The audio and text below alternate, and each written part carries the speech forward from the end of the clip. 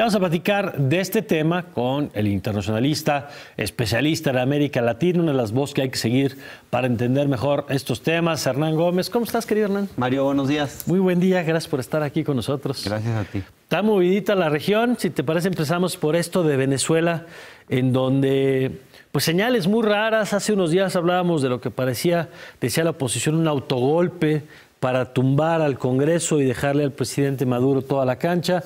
Meten marcha atrás. ¿Qué está pasando hoy en Venezuela? Creo que el problema empezó en diciembre de 2016, cuando el régimen de Maduro pierde la mayoría en la Asamblea Nacional. Ajá. Y pierde de forma abrumadora, es decir, hoy la mesa de la Unidad Democrática, que son los 4 partidos de oposición más importantes, tienen más del doble de diputados que los oficiales. Que los oficialistas del Partido Socialista Unificado de Venezuela. Y bueno, esto hace que el chavismo entre en una realidad para la cual no estaba preparado, es decir, se había comportado siempre de forma, en estos 18 años que lleva en el poder, siempre se había comportado de forma hegemónica, pero tenía la mayoría para hacerlo, lo cual, bueno, habría dudas, digamos, para ciertos sectores de un régimen autoritario. Otros decían, pues no es tan autoritario porque fue electo en las urnas, tiene mayoría. Pero a partir de diciembre de 2016, Mario, ya la realidad es distinta. Es decir, ya no es un régimen con mayoría. Y sin embargo, quiere seguirse comportando como si fuera mayoritario. Las urnas hablaron muy claramente. Es decir, el régimen perdió los 2/3 de mayoría que tenía en la Asamblea. Esos 2/3 pasan a manos de la oposición. Y el régimen quiere seguir gobernando como si nada hubiera sucedido. En un principio parecía, incluso por el nombramiento del vicepresidente, que es una persona muy dada al diálogo, con muchas habilidades negociadoras, parecía que la situación, que el régimen mismo iba a tener una actitud más abierta, de mayor apertura y diálogo. Y sin embargo, lo que vamos viendo con el paso del tiempo es que no es así. Y no solo eso, sino que además intenta, gracias al control que ha tenido del Poder Judicial, digamos, el Tribunal Superior de Justicia, intenta dominar sobre la Asamblea Nacional y permanentemente saltársela o a través de triquiñuelas jurídicas intentar, digamos, gobernar sin el... ¿Y qué pasó aquí? Porque justamente habían tratado de quitarle atribuciones a la Asamblea y de pronto tienen que meter marcha atrás. ¿Por qué? Es complicadísimo, Mario. Desde 2016 estaba en duda el nombramiento de 3 diputados del estado de Amazonas. Estos diputados, digamos que han estado yendo y viniendo porque el poder electoral dice que su elección fue fraudulenta. Entonces, esos diputados tienen que salir. Después resulta que por una apelación vuelven a entrar, después vuelven a salir, después vuelven a entrar. Así hemos estado 2 años con una confusión inmensa que incluso uno lee los diarios venezolanos, los pocos más o menos diarios más o menos serios que hay allá, que dan información más o menos objetiva, que no están ni muy sesgados de un lado ni otro, y no se entiende muy bien qué es lo que ha pasado. Pero el caso, digamos, es que estos 3 diputados, la Asamblea Nacional decide darles posesión en contra de un fallo del Poder Judicial. Entonces estamos en una guerra de poderes, básicamente, entre el Poder Judicial y el Poder Legislativo. Les da posesión a estos diputados y en ese momento el Tribunal Superior de Justicia dice: las decisiones de esta Asamblea son ilegales, por lo tanto, yo asumo las decisiones del Poder Legislativo.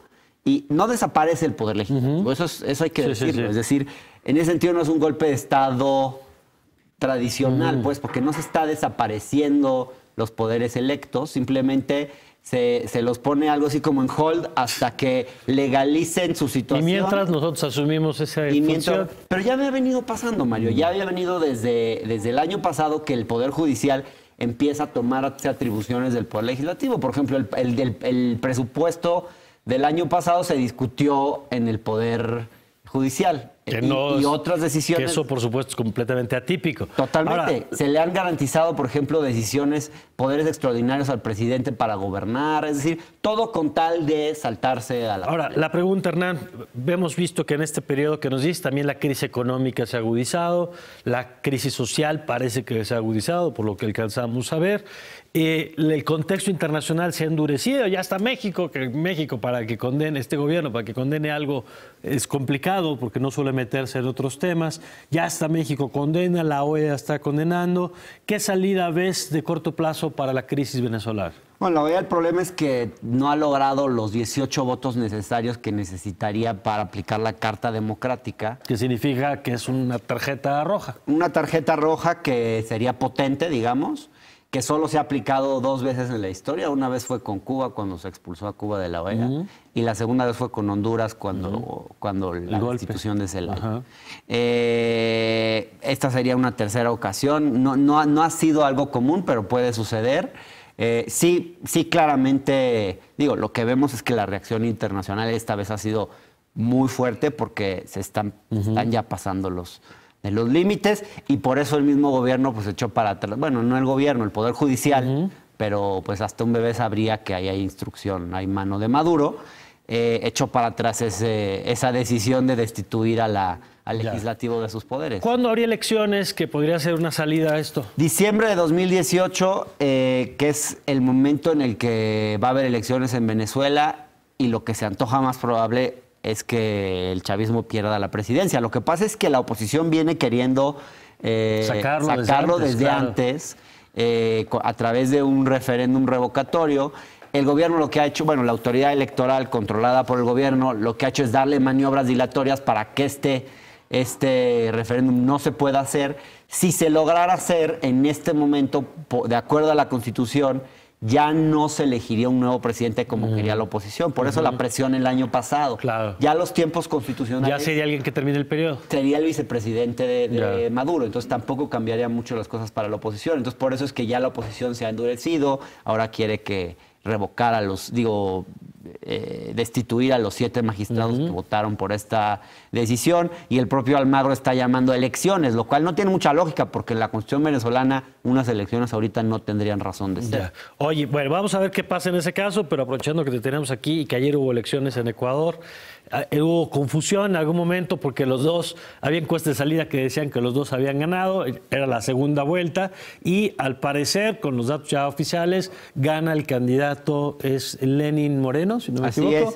el candidato del partido de Rafael Correa, ¿no? Del presidente. Así es, pero ya no con una mayoría amplia como la que disfrutó Correa, incluso con una elección, por lo visto, ya cuestionada. El candidato Lazo ya está pidiendo un recuento de votos, un voto por voto, así que parece ser que estas cosas no desaparecen en América Latina, que las elecciones todavía siguen siendo bastante polémicas.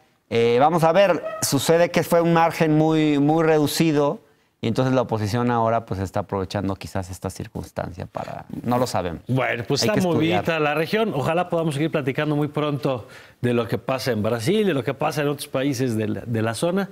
Te agradezco como siempre, Hernán. Gracias a ti, ¿Dónde te Mario. pueden leer? Hernán Gómez B en Twitter. O en el Universal estoy este viernes y cada dos semanas. Cada 15 días. Cada Perfecto. 15 días. Muchas gracias. Gracias, Mario. Gracias.